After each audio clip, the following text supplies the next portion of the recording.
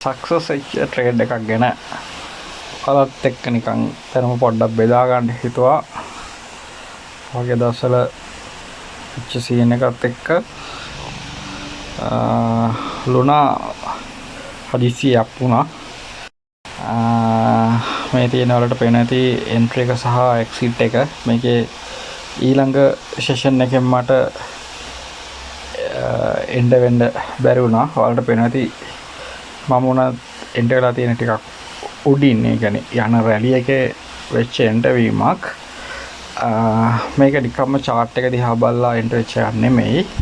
සාමාන්‍යයෙන් මෙහෙම යනකොට එන්ටර් වෙන්නේ නැහැ. මේකේ තිබ්බ ෆන්ඩමෙන්ටල් නිවුස් ටිකක් තිබ්බොත් ටී-ෂර්ට් වගේක් එහෙම print කරලා පබ්ලිසිටි එක දීලා තිබ්බා ලුනා C වලට. ලුනා C වලටත් අපි යන්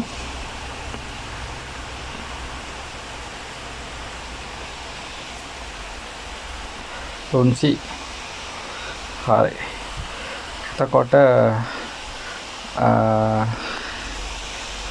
ඊළඟට බයිනෑන්ස් එකෙන් මේක මොකක් හරි අප්ග්‍රේඩ් එකකට කැමැත්ත පළ කරලා දීලා තිබ්බා. ඒකත් එක්ක තමයි කමියුනිටි එක ඔයාලට පේන මේ වොලියුම් එක මෙතන යට කැලේ වැඩි වෙලා තියෙන විදිහ.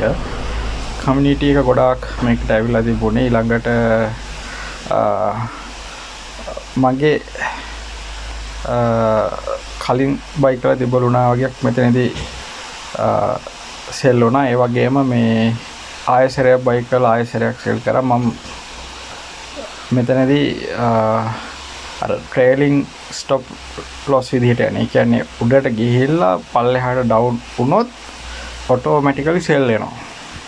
ඒ සිස්ටම් එකට තමයි ආවේ. ඒ නිසා මේ මෙතන වෙච්ච ඩවුන් එකට මේක මේ ඔටෝමැටිකලි සෙල් වෙලා තියෙන්නේ. හැම වෙලේම මාකට් එක බලන් ඉන්න බෑනේ නේද? එතකොට ප්‍රොෆිට් තියනකොට ඔටෝමැටිකලි සෙල් වෙන්න දානවා. ඉතින්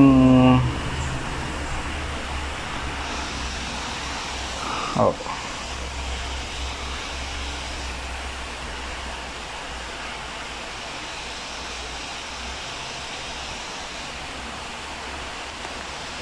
හරි.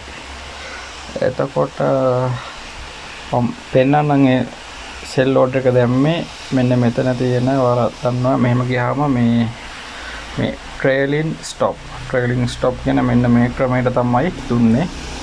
මෙතන මන්නම් ඒ වෙලාවේ මාකට් එකේ මූවමන්ට් එක අනුව 15ක් ඩවුන් වුණොත්, ඒ කියන්නේ උපරිමේ ඉඳන් 15ක් ඩවුන් වුණොත් ට්‍රේඩ් එක ක්ලෝස් වෙන්න තමයි දාලා තිබ්බේ. ගොඩක් වෙලාවට මම ප්‍රමුඛත්වය දෙනවා මේ ප්‍රොෆිට් එක ගන්න එකට වඩා මේ අඩු කියන්නේ ලොස් එකක් නැතුව අපිට ට්‍රේඩ් එකකින් එක්සිට් වෙන එක වටිනවා මේ ලොස් එකකින් එක්සිට් වෙනවට වැඩිය. ඉතින් ඔහොම මේ යනකොට ප්‍රොෆිට්, ඒ කියන්නේ ලොස් එක අඩුවෙන් තියාගන්න තරමට අර ප්‍රොෆිට් වෙන ට්‍රේඩ් වලින් එන ප්‍රොෆිට් එක එකතු වෙනවනේ නේ. සාමාන්‍යයෙන් ට්‍රේඩින් වලදී බහුතරයේ අත්දැකීම තමයි එයා අවුරුද්දක් හරි මාස කිහිපයක් හරි ට්‍රේඩ් කරලා අවසානයේ බලනකොට එයාට එකතු වෙලා තියෙන ලොස් එක තමයි වැඩි. මේ ප්‍රොෆිට් හම්බාගෙන ගියාට එයාට ලොස් එක තමයි වැඩි. ඉතින් පරිණත වෙනකොට මේ තේරුම් ගන්නවා මේ ට්‍රේඩින් වලදී මුලින්ම ලොස් එක අවම කරගන්න විදිහ තමයි අපි හම්බාගෙන යන්න ඕනේ. ඒ අතර අපිට ප්‍රොෆිට් එක එනවා. ඒ ප්‍රොෆිට් එක ගන්න එක තමයි වැදගත් වෙන්නේ. හරි. එතකොට දැන් මම මේ අර ලෝනා වල ට්‍රේඩ් එක වගේ තව ට්‍රේඩ් එකක් අල්ලන්න යන අවස්ථාවක්. අපි බලමු මේකේ තියෙන ලාභ ටික.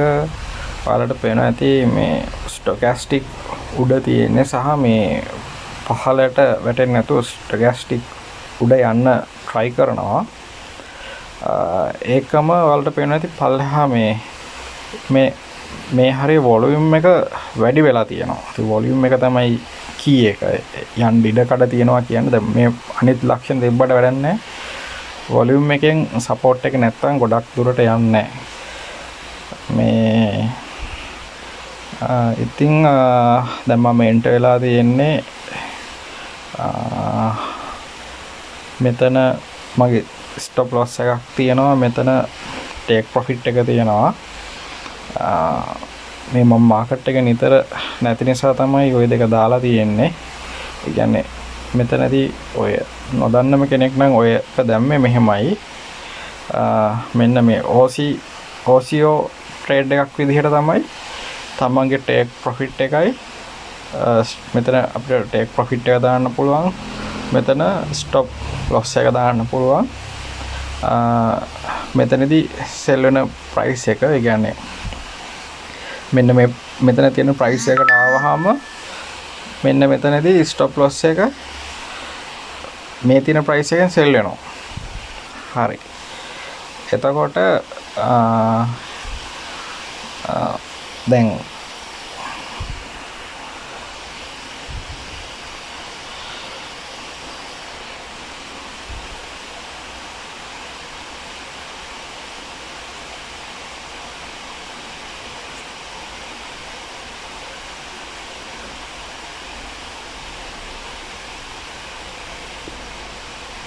හරි එතකොට මේ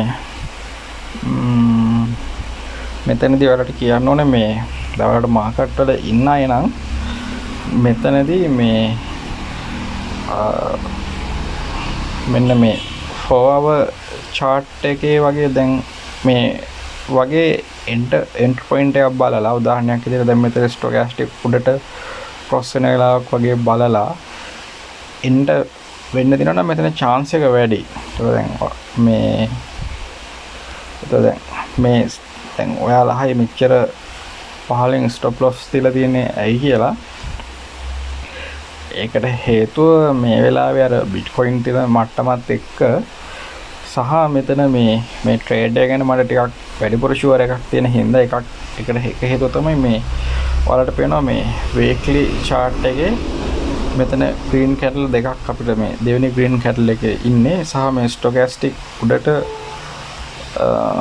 cross වෙන්න බලලා try කරමින් ඉන්නවා. ඉතින් සාර්ථක වෙන්න තියෙන සම්භාවිතාවය ටිකක් වැඩි. ඒ කියන්නේ යටට වික් කරලා ආයුඩට එන්න පුළුවන් වෙයි කියලා හිතන හින්දා.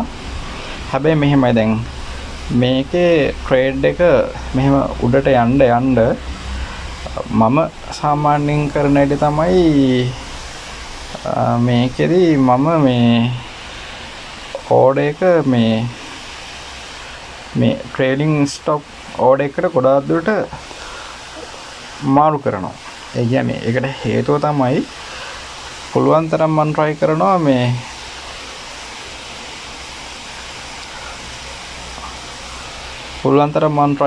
මේ loss එක කියන එක හැම වෙලේම අඩුම තියාගන්න.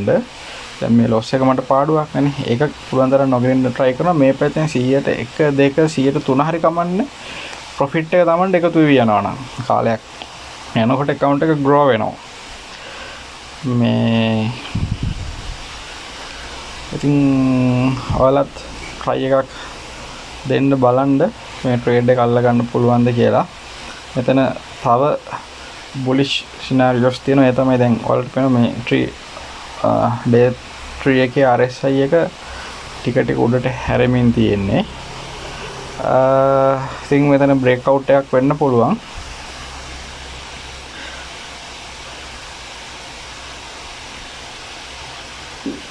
උනේ නැත්තම් මට මොකුත් කියන්න එපා. මේ ඔක්කොම ඔයාලා තමයි risk එකයි profit එකයි ගන්නෙ. මේවා financial advice නෙමෙයි. මම දකින්න දේ ඔයාලට කියන්නේ. ඔයාලා ප්‍රයෝජනයක් ගන්න පුළුවන් නම් ගන්න. ඊළඟට ඔයාලට මේ වගේ ಗುಣදොස් මොනවා හරි තියෙනවා නම් quality එක නම් වැඩි වෙනස් වෙන්නේ නැතුව හේතු මම මේවා දාන්නේ මේ YouTube income එකක් බලාපොරොත්තු වෙන්නේ නෙමෙයි. එකක් මගේ trading history මට පස්සේ කාලෙක ආයෙත් analyze කරලා බලන්න පුළුවන්. ඊළඟදී මම දකින අවස්ථාවක් තියෙනවා නම් ඒකෙන් තව කෙනෙක්ගේ ප්‍රයෝජනයක් ගන්න ඕන මේවා වෙන්න මේ trading සම්බන්ධයෙන් මෙතන මේ වැරද්ද ඔයා කරනවා. එහෙම නැත්නම් මෙන්න මේක ගැන ඔයා මොකද හිතන්නේ හරි ඔය ඒ වගේ ඔයාලට කැමති දෙයක් කමෙන්ට් කරන්න පුළුවන්. මට පුළුවන් ඒවට මම උත්තර දෙන්නම්.